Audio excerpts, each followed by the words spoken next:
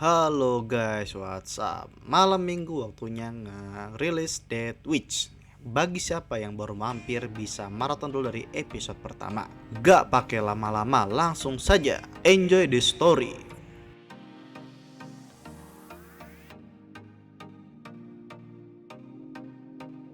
Cerita berlanjut. Karena adanya kepanikan akibat assassin, Roland langsung berpidato dadakan di tempat. Dia menjelaskan apa saja keuntungan tinggal di border town, seperti rumah yang hangat plus pemanas, lalu bubur gandum yang nikmat, dan juga pekerjaan yang bayarannya sesuai. Vander yang melihat karisma Roland kagum. Dia kira sama seperti pemimpin lainnya yang hanya berbicara mengenai kekuatan dan kekuasaan, tapi ini berbicara mengenai kebutuhan hidup. Dan Roland juga menyalahkan pengirim assassin kalau mereka tidak senang melihat Roland memakmurkan rakyat-rakyatnya dan ingin meningkatkan dukungan rakyat terhadap Roland. Vander yang memerhatikan dipanggil oleh Carter untuk menghadap Roland.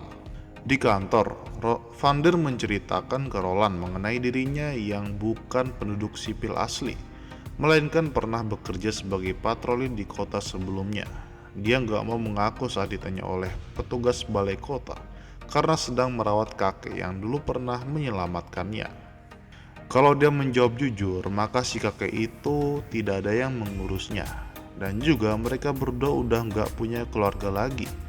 Dan karena si Vander sudah jelas punya keahlian yang bagus, maka mereka berdua berhak menempati kota bagian dalam atau jadi warga kota resmi. Sebelum pergi, Vander menanyakan soal tes terakhir yang membingungkan maksudnya apa. Dijelaskan kalau itu hanya untuk mengetes kemampuan membaca. Jadi intinya kalau tahu permasalahannya dan bisa menyampaikan idenya, maka udah dianggap lulus. Setelah Vander pergi, mereka mendiskusikan penyebab penyusup ikut rombongan kapal pengungsi. Ternyata bawahannya Barov, dia bertanggung jawab merekrut pengungsi karena kapal kurang pas perjalanan pulang. Jadi dia mencari sewaan ke pedagang. Saat itu dia menempatkan pengungsi di Silver City selama sehari. Kalian tahulah Silver City merupakan kota sebelah King City. Jadi jelas Timothy menyusupkan beberapa assassin. Untungnya mereka cuma bawa pil dewa, bukan Mesiu. Tiba-tiba, Lev mengabarkan kalau balon udara yang pergi misi penyelamatan sudah pulang. Roland langsung menyusulnya keluar istana. Syukurlah semua selamat. Lalu mengenai wanita yang diselamatkan, dia masih pingsan. Rupanya seperti penyihir pada umumnya, sangatlah cantik. Tapi yang membedakannya itu adalah pakaiannya yang bagus, terlihat seperti bangsawan pada umumnya. Kondisinya saat ini masih hidup tapi lagi pingsan. Menurut Nightingale, sihirnya lagi habis, mirip dengan kondisi penyihir saat menuju kedewasaan atau pada hari kebangkitan. Saat ini biarkan dia istirahat dulu dan Roland ingin mendengar cerita tim ekspedisi. Setelah mendengarkan, Roland kagum dengan kemampuan Tilly dalam memilih penyihir yang turun ke dalam lubang. Sudah pasti sebagai Tuan Putri Kerajaan Grey Castle dan juga pemimpin para penyihir. Dan juga terkuak hubungan antara iblis dan binatang iblis. Hubungan mereka seperti manusia dan hewan atau majikan dengan anjingnya. Bisa diperintah dan dilatih. Roland curiga mengapa banyak binatang iblis menyerang di saat bulan iblis. Tidak lain penyebabnya karena disuruh oleh iblis itu sendiri. Para iblis gak bisa bergerak karena kabut merah yang terbatas. Dan binatang iblis cencorang yang dilawan Nightingale itu sangatlah berbahaya. Takutnya nanti mereka menyerang kota, kan gak ada yang tahu kecuali Sylvie dan Nightingale yang bisa melihat mereka dalam kabut ya pas mereka menghilang. Setelah diskusi selesai, Roland pergi menjenguk penyihir biru yang diselamatkan sebelumnya. Ada Anna yang menjaganya. Sebelumnya Nana dan Lily sudah sekuat tenaga mengobatinya, jadi tinggal tunggu. Dan mengenai peti es di episode sebelumnya, saat mencairkannya, Anna merasa peti itu sengaja disetting bakal bisa dibuka pada suatu hari. Jadi penyihir itu yakin akan ada orang yang menyelamatkannya.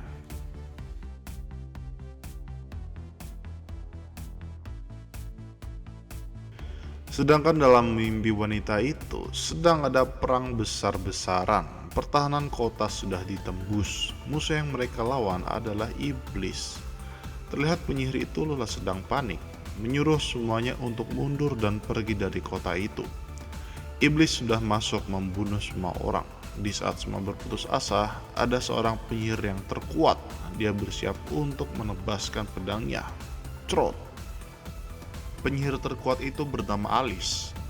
Lalu dia memerintahkan semuanya untuk mundur, kabur kemanapun, dan biarkan dia menahan iblisnya.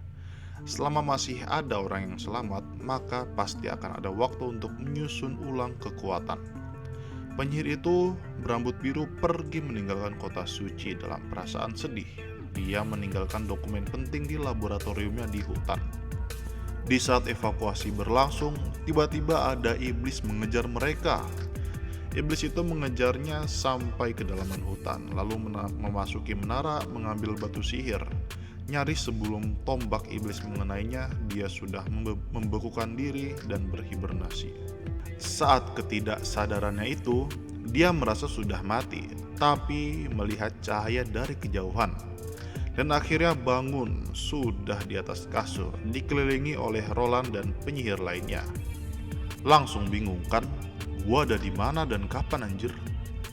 Mendengar kata pangeran, dia merasa kalau kembali ke masa lalu, tapi nggak mungkin.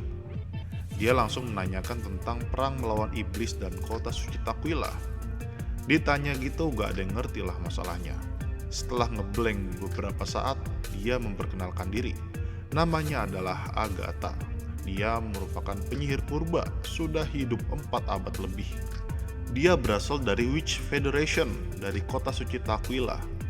Dan juga dia kaget saat mendengar kalau manusia memburu penyihir pada saat ini. Padahal pas zamannya dulu adalah sebaliknya. Penyihir adalah makhluk yang tinggi derajatnya. Dia kesel mau menghajar Roland. Pas mau ngeluarin kekuatannya, ternyata dipakein batu dewa. Sayang sekali. Diceritakan pelan-pelan oleh Wendy, mulai dari Witch Federation yang sudah tiada, penyihir yang diburu dimanapun menggunakan batu dewa, dan semua berubah setelah bertemu Roland. Agatha membandingkannya dengan saat zamannya dulu, di mana organisasi Witch Federation terdiri dari penyihir-penyihir tingkat tinggi, dan ada extraordinary yang biasanya menempati hierarki tertinggi, bertujuan untuk memenangkan pertempuran melawan iblis dan juga melatih para penyihir pemula. Sekarang, Witch Federation sudah nggak ada dan para pengungsi entah kemana. Agatha menjelaskan kepada semuanya tentang perang kehendak dewa yang melawan iblis dan kota suci Takwila kalah di pertempuran itu. Scroll menanyakan juga mengenai buku yang ditemukan di reruntuhan. Ternyata itu dibuat oleh Witch Federation, di mana hanya penyihir yang bisa membacanya dengan mengalirkan sihirnya. Jadi orang biasa tuh gak bisa ikut melakukan keputusan tingkat atas. Dan Scroll juga menanyakan mengenai penyihir Alice, dan tentunya Agatha tahu. Dia merupakan penyihir extraordinary terkuat yang menduduki 3 pemimpin tertinggi di Witch Federation. Walaupun terkuat, menurut Agatha dia masih bisa mengalami peningkatan lagi yang bisa disebut High Awakening. Mendengar itu, Roland memberitahu ada 4 penyihir yang sudah mengalaminya di sini.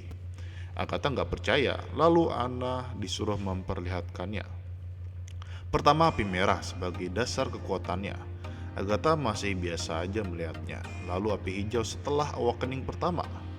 Agatha mulai penasaran. Setelah diperlihatkan wujud api hitam, Agatha kaget. What the fuck?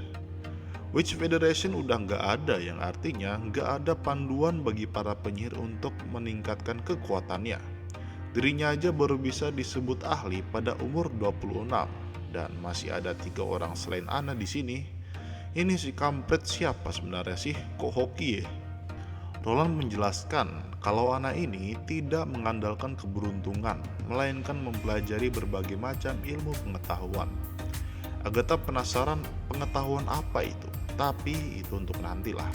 Sekarang bahas eksperimen yang dilakukan Alice terhadap God Punishment Army dulu. Dahulu pada zaman Witch Federation dalam melawan invasi iblis, yang sangat dibutuhkan adalah penyihir tipe petarung. Namun, rasio kelahiran penyihir tipe itu sangatlah sedikit, apalagi penyihir extraordinary.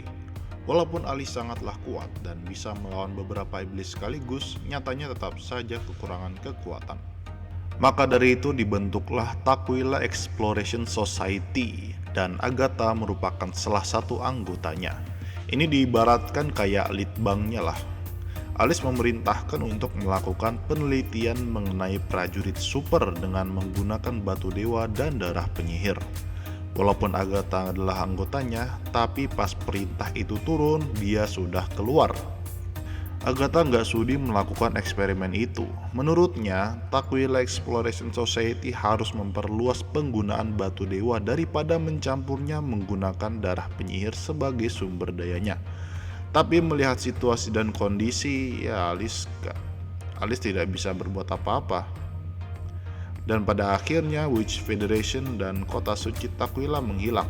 Tapi God Punishment Army masih ada. Lalu diceritakan mengenai gereja, membangun kota suci di antara pegunungan, dalang dibalik perburuan penyihir, dan juga mengasuh anak yatim perempuan yang nantinya akan ada kemungkinan awakening penyihir di antara anak-anak itu, yang Wendy dan Ash adalah korban di antaranya di episode sebelumnya. Gereja itu mempunyai God Punishment Army dan beberapa penyihir kuat di sisinya. Dan juga sejarah yang mereka buat tentang hanya gereja yang bisa melawan iblis. Agatha yang mendengar itu kaget.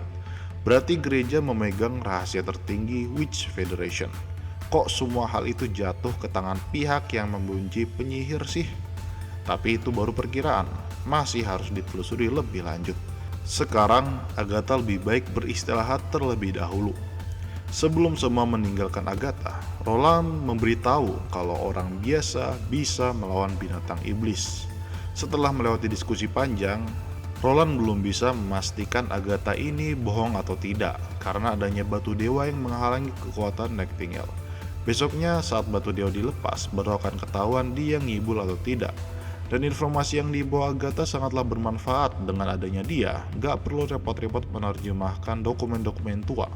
Walaupun begitu, Roland tidak membenci sikap Agatha barusan. Menurutnya dia hanyalah orang yang masih terlantar oleh waktunya sendiri. Ya bayangin aja, tidur hibernasi pas bangun udah lewat 4 abad. Malam itu Agatha terbangun dari tidurnya. Dia menyadari batu dewa sudah dilepas. Sambil celingak-celinguk memikirkan apa yang terjadi setelah kekalahan kota suci Tukwila 4 abad yang lalu. Bagaimana mungkin dua penyihir extraordinary dikalahkan manusia biasa? Di tengah kelamunannya itu, tiba-tiba ada Nightingale masuk gak bilang-bilang dan memperkenalkan diri.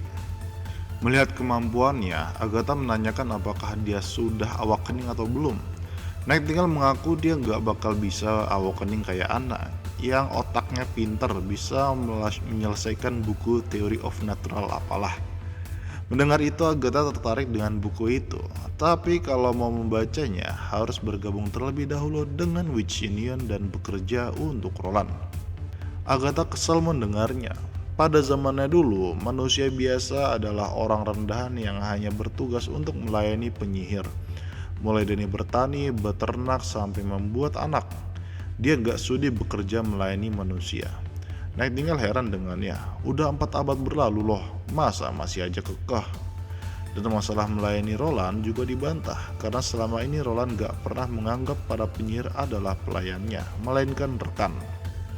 Dan juga Roland membebaskan para penyihir dari lingkungan yang penuh penderitaan akibat diburu gereja dan mengajak semuanya bersatu melawan binatang iblis dan gereja. Agatha bercerita pada 9 abad yang lalu, di saat manusia dan penyihir memerintah bersama, mereka akan tetap ketar-ketir saat berperang melawan iblis. Dan menurut sejarah, sebentar lagi akan ada peperangan besar melawan iblis. Nah, ini perang kehendak dewa ya. Agatha sangat yakin kalau Roland gak bakal menang melawan iblis. Tapi Nightingale gak setuju di sini. Sudah lebih dari 4 abad dan pasti sudah banyak yang berubah. Dan seperti kata Roland, manusia bisa mengalahkan iblis. Udah deh, pokoknya lihat dulu aja, jangan langsung ngebacot. Sementara itu di kota suci Hermes, Uskup Main sedang menghadap Paus. Terlihat Paus sudah bertanda waktunya menghadap sang ilahi. Sebelum kematiannya, sang Paus ingin menyerahkan jabatannya ke Uskup Main ini. Tapi sebelum itu, Uskup Main harus mengunjungi ruang rahasia yang ada di bawah tanah. Lokasi itu bertempat tepat di bawah gereja kota suci lama. Tujuannya untuk mengingat kembali tujuan utama gereja. Saat sampai di depan pintu, salah satu The God Punishers gak bisa mengantarnya ke dalam. Ruangan itu hanya boleh dimasuki paus dan calon paus. Di dalam ruangan itu ada semua foto paus dari pertama kalinya gereja berdiri. Terlihat sosok Paus O'Brien sudah jadi, ada itu fotonya. Semua posisinya berurutan, mereka jalan ke para pendahulunya. Semakin ke sana, Paus sebelumnya berubah dari laki menjadi wanita. Sampai akhirnya di Paus pertama yang juga wanita. Kalian tahu kan, itu adalah Alice, pemimpin penyihir yang ada dalam mimpinya Agatha sebelumnya. Dia dijuluki sebagai ratu para penyihir dan juga seorang extraordinary, juga penyihir terkuat dalam sejarah. Main heran, kenapa kok Paus pertama adalah seorang penyihir? Lalu Paus memerintahkan Zero untuk membawa Uskup Main ke ruang rahasia yang terletak di belakang foto Alice itu, namanya ruang ilusi. Setelah Zero melakukan persiapan dan sebagainya, Main langsung diperlihatkan ilusi di masa lalu. Mulai dari sini, sejarah awal dari God Punishment Army dan juga gereja akan terungkap. Di situ terlihat ada rapat besar. Mereka semua adalah Tukwila Exploration Society yang pernah disebutkan oleh Agatha sebelumnya. Bahkan baju mereka sama seperti punya Agatha. Di antara mereka juga ada Alice. Dia juga ikut rapat ini. Rapat ini membicarakan mengenai penelitian yang sudah membuahkan hasil, yaitu pembuatan God Punishment Army. Tapi itu mengorbankan kehidupan penyihir. Seperti biasa, ada yang pro dan kontra. Yang tidak setuju alasannya adalah penyihir adalah makhluk superior yang berharga.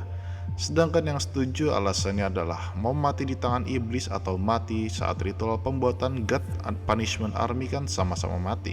Toh nanti juga bakal ada penyihir lagi yang bangkit ke depannya. Perdebatan itu ditengahi oleh Alice. Rapat ini menentukan nasib peradaban di dataran ini. Jadi emang gak bisa langsung dibuat keputusannya begitu aja. Pertimbangannya yaitu pertama, manusia biasa gak bisa mengalahkan iblis. Kedua, walaupun peperangan besar ini kita menang, tapi untuk peperangan besar berikutnya, para generasi berikutnya akan kesusahan juga. Jadi silakan pilih, apakah mau berhenti melawan dan mati dengan tenang, atau membalaskan dendam saudari-saudari kita? Mendengar itu semuanya terdiam. Ada yang setuju dan tidak. Walaupun penyihir sangat berharga dan jarang, tapi kalau manusia mati maka penyihir juga akan musnah. Dan juga sebaliknya, jika manusia banyak maka penyihir juga makin banyak. Tapi permasalahannya, apakah God Punishment Army bisa melawan iblis? Tidak ada yang tahu.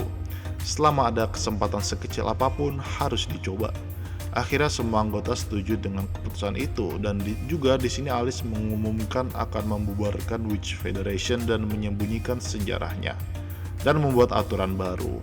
Itu adalah gereja.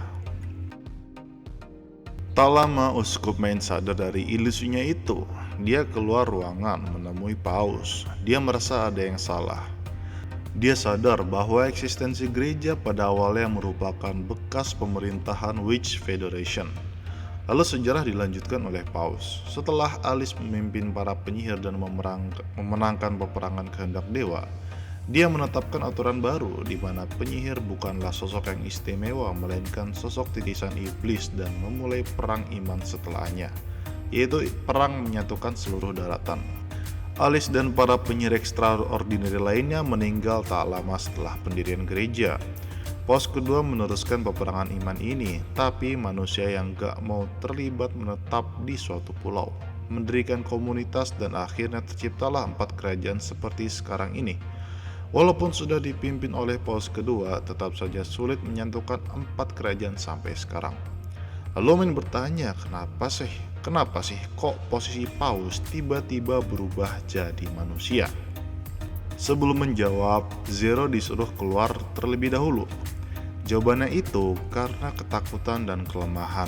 Pada awalnya, Alice menetapkan peraturan kalau sosok yang menjadi paus haruslah penyihir extraordinary, karena tujuan gereja adalah mendapatkan kejayaan penyihir seperti dulu. Tapi karena sosok itu sangat langka, maka penyihir biasa yang hebat juga bisa ditunjuk. Di sini kelicikannya dimulai. Uskup agung yang menjabat saat itu takut nantinya akan ditekan oleh penyihir. Jadi dia mengambil posisi paus dan seterusnya. Ini adalah rahasia yang dikubur dalam-dalam. Fakta bahwa manusia adalah pengecut mengambil keuntungan dari pengorbanan penyihir. Dan tak lama, paus menghembuskan nafas terakhirnya. Sementara itu di Border Town, Agatha lagi menghadap Roland. Baru bangun dia ditawarkan untuk berkeliling kota, melihat kebiasaan penduduk zaman now. Biar gak ketinggalan zaman ya kan? Atau membaca buku sejarah ya juga monggo. Tapi daripada itu, Agatha lebih tertarik untuk melihat hal yang membuat Roland bisa mengatakan kalau manusia biasa bisa membantai iblis. Jika yang dimaksud adalah meriam, nanti sore akan ada uji coba meriam terbaru. Agatha bisa ikut melihatnya. Selain itu, Roland penasaran dengan kehidupan sosial di masyarakat Takila dulu, mulai dari makanan, tempat tinggal, pertanian, peternakan, dan lain-lain. Agatha dari tadi kesel, bukannya ngomongin tentang bagaimana cara membantai iblis, malah bahas ginian. Lalu Roland mulai menanyakan tentang batu sihir, apakah Takila Exploration Society mengetahui tentang itu. Agatha menjelaskan kalau batu sihir itu perubahan dari batu dewa. Jika batu dewa hanya menekan kemampuan penyihir, batu sihir bisa memberi kekuatan unik bagi penyihir. Contohnya si Tilly, dia ini bisa terbang karena batu sihir. Sayangnya Agatha nggak tahu cara memproduksi batu sihir. Batu sihir itu diproduksi oleh binatang iblis. Ketika ada binatang iblis yang makan batu dewa, maka nanti dia akan otomatis menghasilkan batu sihir dengan imbalan nyawa dari binatang iblis itu sendiri. Cara membudidayakannya belum ditemukan, dan batu sihir biasanya dipakai oleh iblis saat bertarung. Contohnya adalah Mad Demon, iblis yang membawa tombak. Tilly sadar, pantesan dia menemukan batu itu cuma di camp musuh. Pada perang besar pertama atau perang kehendak dewa pertama, iblis belum mempunyai batu sihir. Mereka hanya mengandalkan kekuatan fisiknya. Perang kehendak dewa pertama berlangsung selama ratusan tahun, tapi manusia menang. Tapi saat perang kedua, iblis mulai menggunakan batu sihir yang membuatnya punya serangan yang bervariasi. Dalam perang kedua, penyihir kalah hanya dalam 35 tahun. Iblis yang berkembang dalam peperangan besar kedua dibagi menjadi beberapa jenis, mulai dari Mad Demon, Fearsome Demon, Hell Lord, dan sebagainya. Itu adalah iblis yang mempunyai sihir. Mereka butuh kabut merah untuk bernapas. Sedangkan ada lagi jenis lainnya yang tidak mempunyai sihir, diantaranya adalah iblis cacing di episode sebelumnya dan iblis terbang yang menjadi tunggangan. Mereka nggak perlu kabut merah untuk bernapas. Sedangkan binatang iblis yang menyerang secara rutin di musim dingin hanyalah makanan bagi mereka. Lalu Tilly memberitahu ada markas iblis yang dekat dari Border Town di episode sebelumnya. Mendengar itu, Agatha langsung mengajak semuanya untuk menyerang camp itu karena di sana ada iblis bermata banyak yang selalu memproduksi batu sihir. Nanti batu-batu itu bisa digunakan untuk penelitian sekaligus menantang Roland membuktikan ucapannya bisa mengalahkan iblis. Tapi Roland menolaknya. Alasannya itu karena masih minimnya informasi. Dan penyerangan itu pasti memancing binatang iblis untuk mendekat. Intinya risikonya tinggi lah. Dia nggak mau menempatkan pasukannya ke dalam bahaya yang seperti itu.